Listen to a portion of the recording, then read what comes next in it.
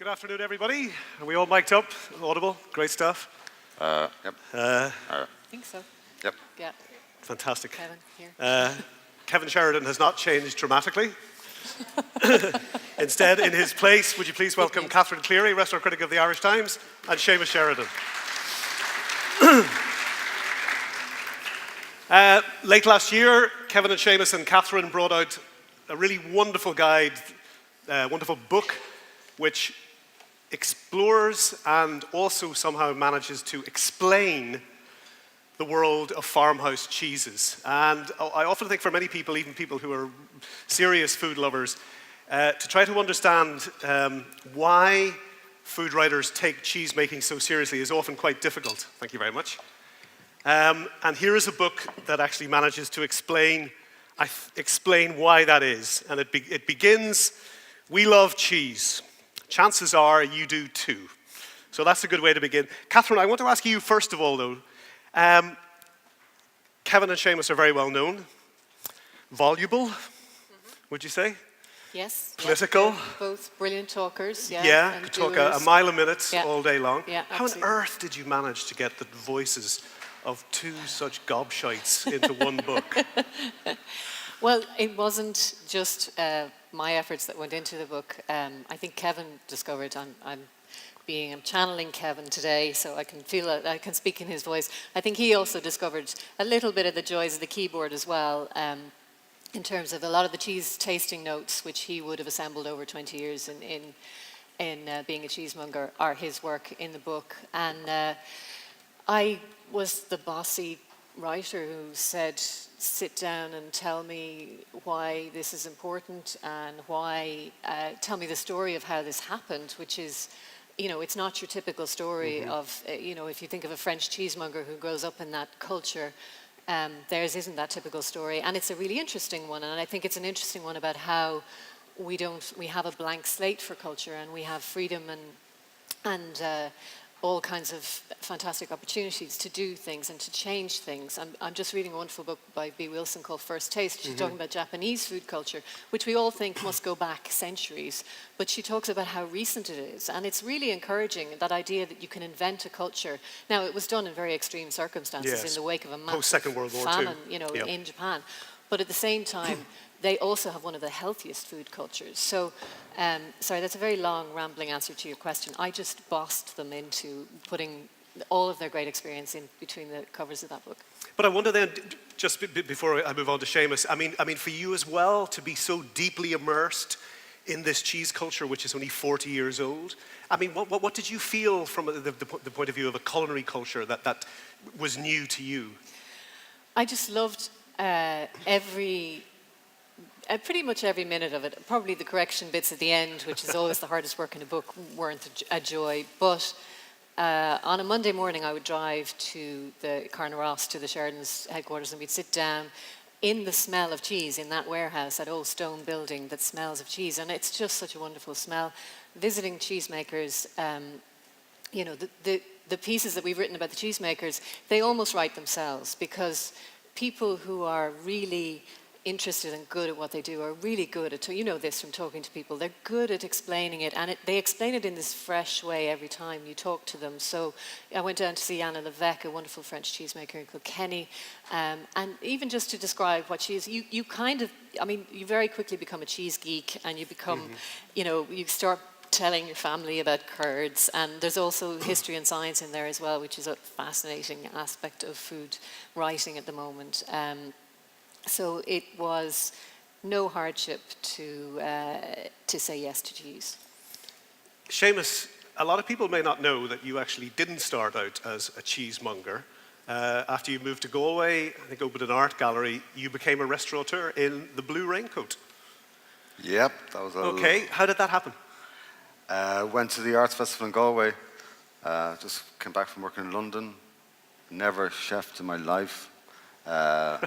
Rented what's now called Nemo's restaurant in Galway for 30 quid a week, and bought 2 electric cookers and opened a restaurant. And what was the reaction like then? I mean, what was Galway? Because, people like Catherine and myself now will sort of happily tell everybody that Galway's now the best city to eat in Ireland. 1991? In 1990, we got the first coffee machine, Gadget, into Galway, which was exciting. Cost about $3,000, tiny little, huge. My part of time, sorry, we did loads of sheet accesses, like all this kind of junk pottery. So we had this kind of mix match of crockery, and we had a coffee shop. And then that winter, there was 2 chefs from Cashel House out in Connemara, Claude Gay and Michael Ryan, and they came into Galway, and we just built a kitchen with 2 electric cookers. And for some reason, we just cooked wild food, no farmed meat. So you were approximately 25 years ahead of your time. Yeah, Rennie kind of based his restaurant on me. Huge influence, definitely. But no, as Prue said, He did. He told me that a couple of years ago. It was classical French in a way that I was doing the feathering on the dessert, but at the same time, we had just such an abundance of food in Galway. I mean, I used to get Jack Pike for free and sell them for 12 quid to French people, and I'd have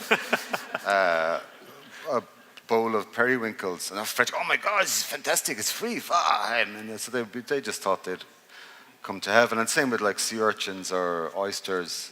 You know, it was just so cheap then. I mean, a rabbit was 90 pence, and myself and Claude could get 2 amazing £10 dishes out of a rabbit. You know, and we. So did you get rich quick? No, it didn't make money, of course, but because it only seated 25, 30 people. But it was an amazing experience, and Harriet, who came in to work with me, who's in the book. Yes, tell us about Harriet Leander now, because I mean, at the time when there was very little good food to eat in Galway, she became She was a very pivotal exotic. figure. She was a music librarian, a Wagner expert. She was. How do people? Can I ask you just a diversion? How do people like that wind up in Galway? Okay, she wants to move to the west Do you of know that? Ireland. Like, if you want to find a Wagner expert in Ireland, just go to shops. She was going out with a hard and they're lad. walking down the street. She must have been in her 40s. She was going out with a guy from the Claddagh. He was diving illegally for scallops and cockles, and he was too shy to come into the restaurant, so she brought them in. I didn't know how to cook them, and she taught me, and she never left. Brilliant. But she also introduced me things like proper red wine and a spoon. We were paddies, like, we didn't know what. We didn't know what we were doing, like. I had one cookbook, your man from La Croix Saison, what's his name? Raymond Blanc. Oh, Raymond. And that was the only cookbook in the place, and I couldn't do... That's Raymond's first cookbook. Yeah. But it requires about 48 people to cook a single dish in that. That's what I cooked on, yeah. That was when Raymond was going through his rock star phase. We tried the oysters with Sauvignon once. Yeah? But did it work? I looked at the pictures, and we just worked it out that way. But it was brilliant. So it was like kind of picture drawing. Yeah, I got stuck. I mean, I loved restaurants. Then that was it until Sheridan's on the docks a few years ago. Right. But again, an accident, because your brother had been off. I suppose the ideal way, if you're going to be a cheesemonger, is to go to art school and study sculpture. Right? Want to get technical and all hipstery? Yes, because Now it is. It's definitely the pathway now. I've worked with some of the greatest chefs on the planet. Lucky enough to meet them now and again. I've drank wine that I can't remember the name of. Just everybody gets annoyed at me, like, what wine? I don't know. That one's lovely. But when I'm with, say, David Gumley, who passed away, or Enrico or Enda, they're into taste. They eat monkfish liver. I hate monkfish liver. It's disgusting. I like texture. Roast potatoes, crispy on the outside, soft in the middle. But I notice chefs are really into taste, and that's why they're so good at the wine. And whereas I'm into my company and who I'm with. And my brother was doing sculpture, my sister's a potter, and I just thought cheeses are very similar to pottery, their shapes and forms. Mm-hmm. So it was more like doing the displays. There was so much more than just what the cheese tasted like, it's what it smelled like. It was just so amazing for 2 Irish lads. And when we got our first Parmesan in from Italy, staring at it.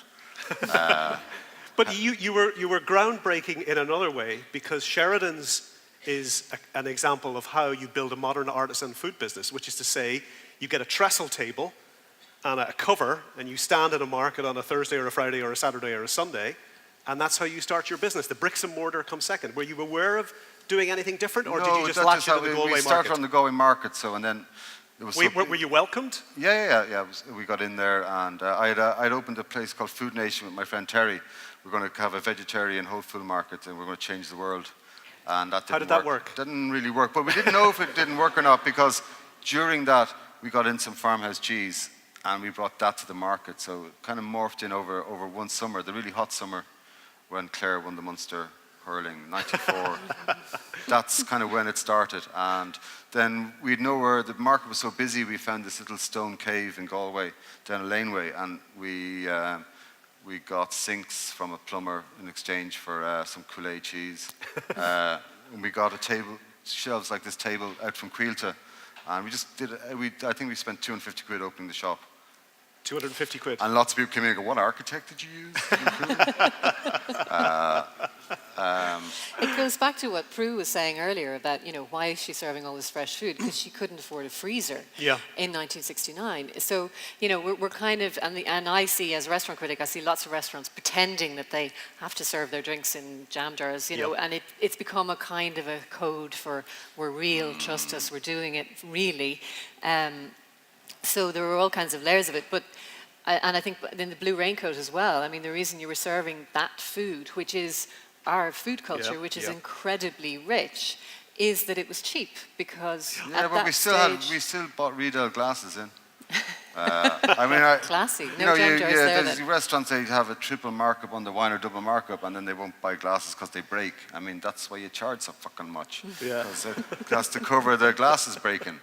Let's go back to cheese anyway, a little bit, cheese. though, because one of the things which really astonished me in reading the book, I mean, is the contemporary research that takes us back 6,000 years in Ireland to a dairying tradition, to the cage of fields being used to keep animals enclosed. Yeah, the cage of fields suddenly makes sense. For archaeologists, the cage of fields were a mystery. They're an amazing mystery, an incredible mystery. Seamus Heaney calls them a fossilized landscape. But why were they building these walls to keep animals separate? It made no sense, because the cage of fields date from a time when it was believed that primitive farmers didn't have any secondary products. So basically they raised animals, they killed them, they ate them. But it's fascinating. It's one of those amazing, we look down at technology sometimes, but you realize how much people can learn from it, especially in the food area.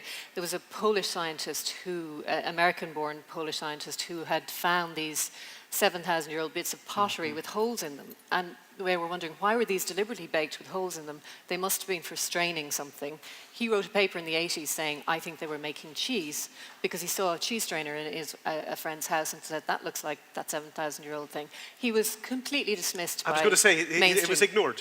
He said, piffle, that's that American crank. Nobody was making cheese at that stage. And then 30 years later, a Bristol scientist developed a way of looking at this, but like cold case archaeology. So there's all these dusty bits of pottery which can now be analysed, and they can show exactly what was in that pottery, because the lipids, it's almost like a material memory, is held in this piece of pottery. So he said, do you mind if we look at those Polish cheese strainers and see, are there milk lipids in them? And they shipped them from Poland to Bristol. He got an email, you were right, there were milk lipids. It turned the whole idea as to how primitive those early farmers were on its head, and it suddenly made sense of the cage of fields, because they were separating the animals in a dairy herd situation. They were separating the calves from the mothers so that they could milk the cows. Milk was a superfood. It was a food that made generations of farmers, they got through the hungry gap. They could make cheese, they could drain the lactose, which they couldn't digest because early people were lactose intolerant. So all of this suddenly clicked into place.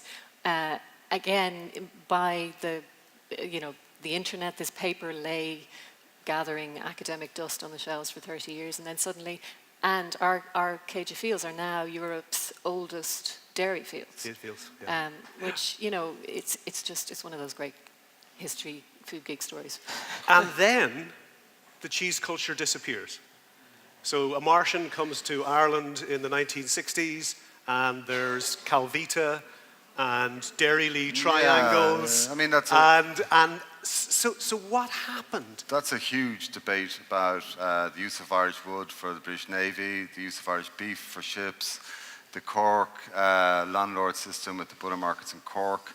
And I mean, if you look at the amazing food here in Ballymaloe, and it's a cuisine based on primary ingredients. So everything is just primary. We are a society in Ireland.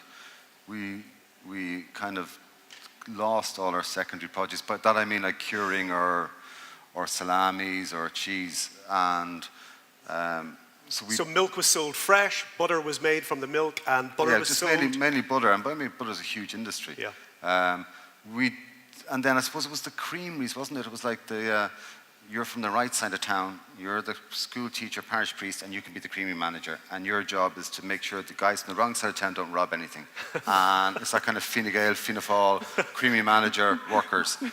And How did you work that into that anecdote? But it goes on. Like I think we're all waiting for Seamus Sheridan's History of Ireland, aren't we? No, what a blast that's going to be. But it was, and one thing that's fascinating, so you got all the Basques. Like say, socialism and cheese, so we're all posh here at Ballymun Lit Fest, yeah? Middle class, look at us all there.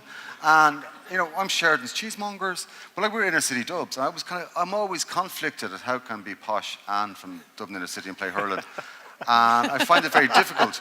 But when I go to Italy, all of my mates in slow food in the 90s, they're all left-wing socialists. Carlo Petrini was in the Communist Party. Yeah. And so you suddenly realize that food culture is very left-wing in France and Spain and Italy. Yeah. And somehow in the 90s and the early 2000s, when it came to London, into the Sunday magazines and into Ireland, it became almost elitist middle class. And you still listen to the radio, whereas Pat Kane, that with this narrative, food is just for middle class people. It's elitist. To be interested in food is an Irish and English notion. Is elitist. Yes, which is not the case in Europe. No. So that's back to the co-ops.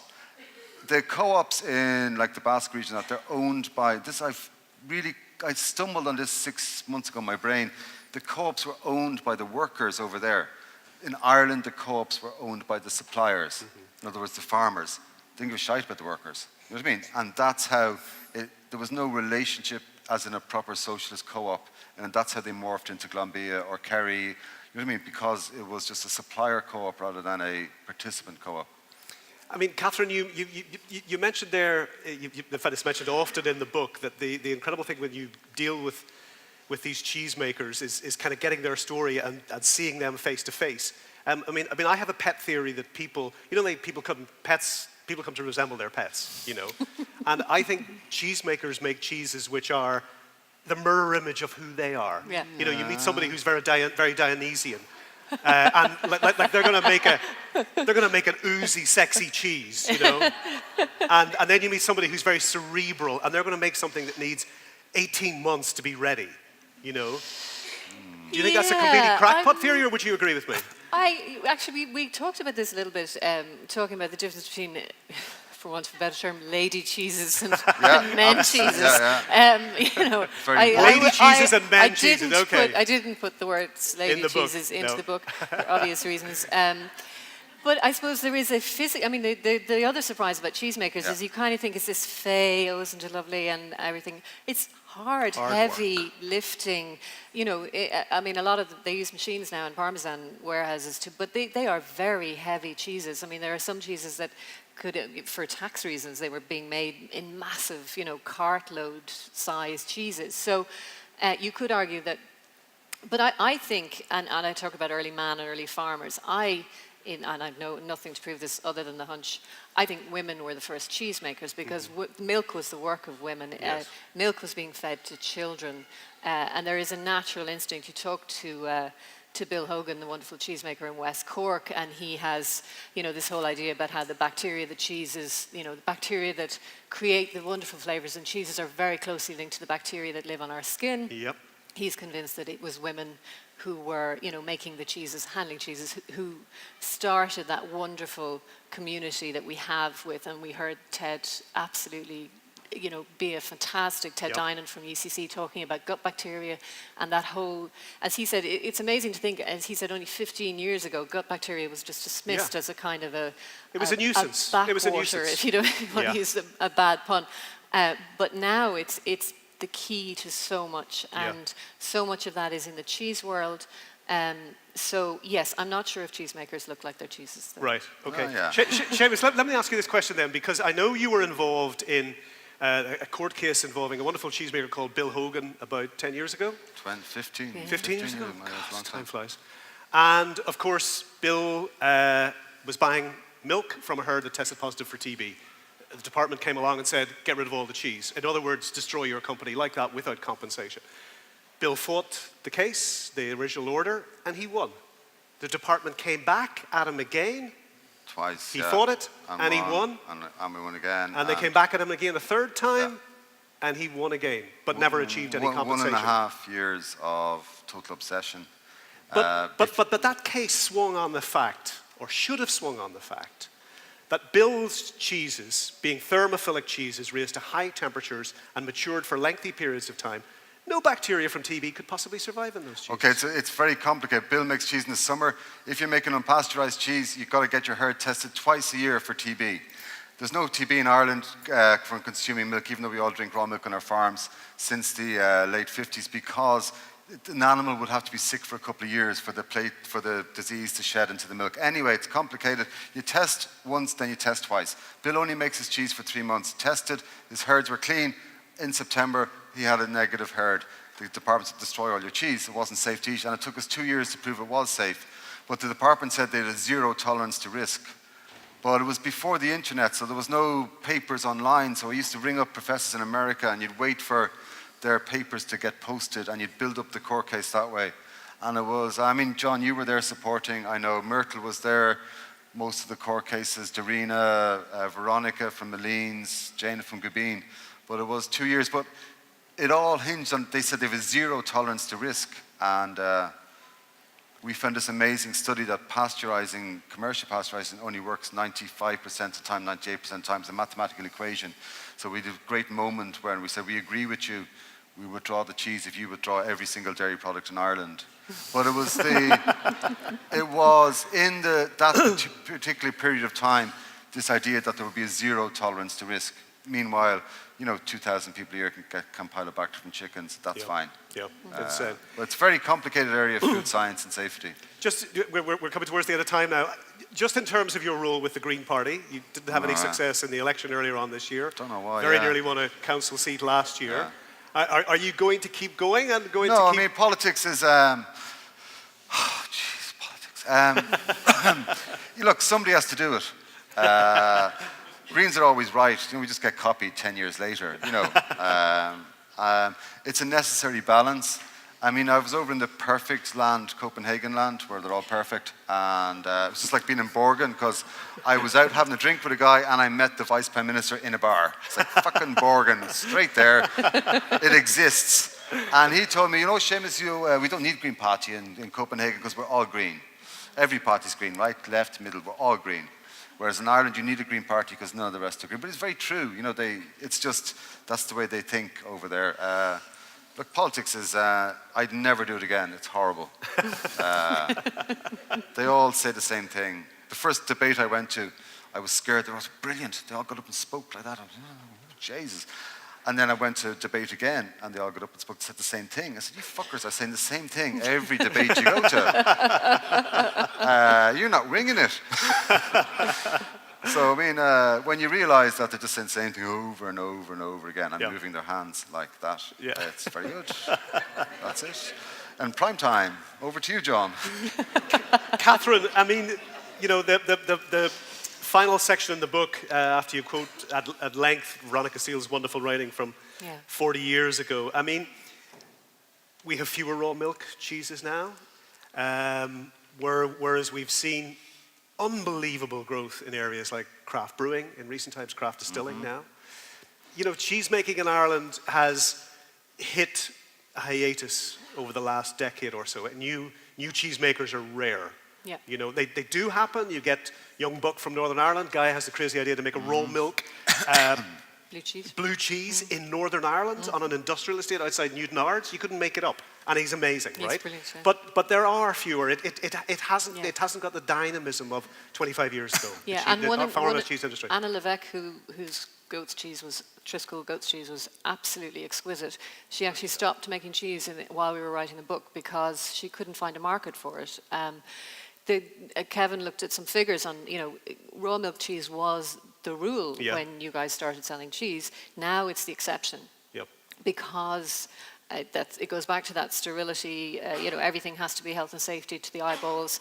to make a raw milk cheese, you have to be astonishingly brave now, because you will be watched. We know too much. You'll be watched at every stage of your cheese making. So, and you'll also be audited by all the supermarkets 17 times, because they all want to know that nothing can land on their door. But you look at what happened in France when in Normandy they tried to have the rules changed so that they could pasteurize the milk that went into camembert. A protected camembert cheese.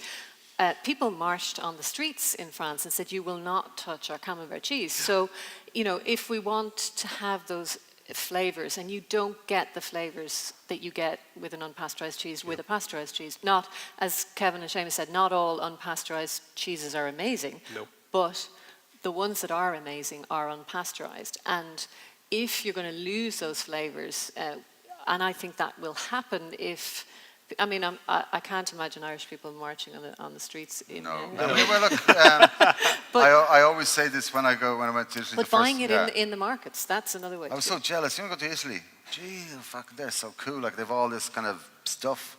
Every village you go to, they're better than the village up the road. They've all this, and they identify themselves with food. Yes. And we've got, as I always say, we've got Ga and hurling. And that's why Clyne hate Whitegate.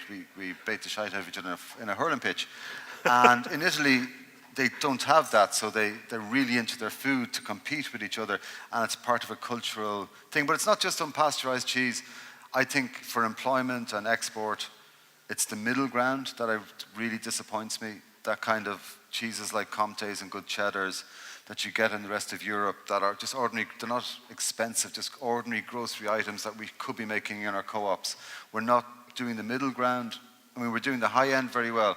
There's a huge opportunity, and I know Tipperary Co-op are back making a proper Comté type cheese, but that ordinary, decent, sensibly priced block of cheese, like a grocery item, and I think we have huge potential in Ireland to do that. Okay, we're going to have to leave it there. I'm afraid we run out of time. So, counterculture, the Sheridan's Guide to Cheese, Kevin and Seamus Sheridan with Catherine Cleary. Please show your appreciation for Seamus and Catherine.